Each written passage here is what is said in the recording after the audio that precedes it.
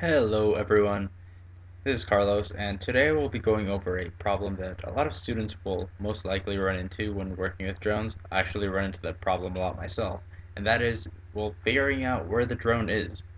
When we are modding in Minecraft, oftentimes the drone will move back and forth and up and down in many different locations. It's hard to keep track of it considering that the drone is invisible. Now, for testing purposes, let's just create a drone and have it place a block brick. We create our main function.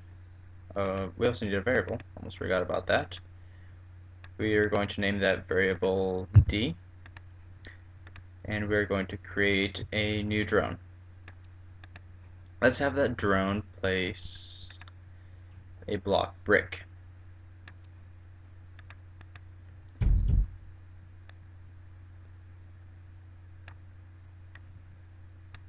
Perfect. Now when we test that in the simulator, notice that the drone hasn't moved at all. So at the location of the drone, it's going to place one brick. If we press M, we can see that, well, the location of the drone is wherever the player is facing, which can be pretty confusing to keep track of considering we're always moving. I find it very helpful to have the drone start at the location of the player. In order to do that, we need to go under Entities. We can find this Move To tile, also Location Of, and we need our variable D.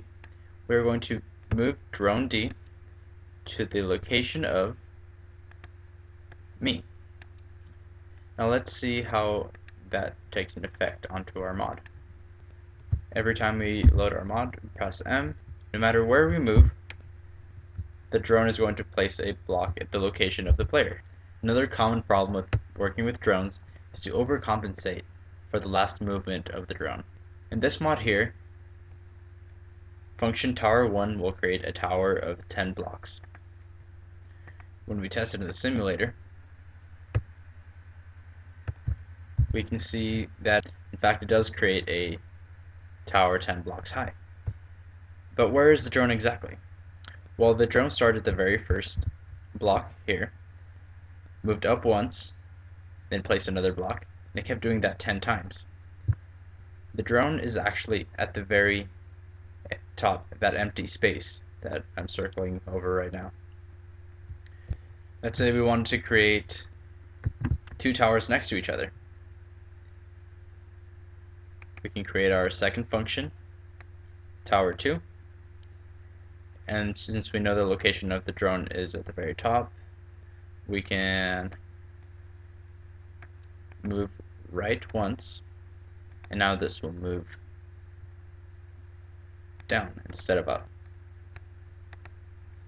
We also have to call tower 2.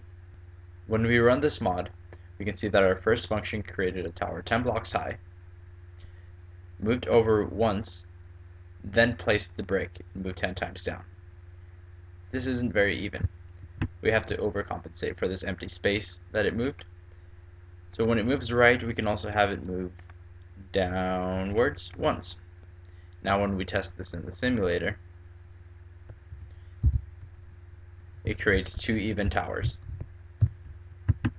One last thing I would suggest for keeping track of the location of the drone would be to actually draw the pattern the drone moves in on graph paper. You'd be surprised how helpful this can be. Alright, that's all I have for you today. I'll see you guys next time.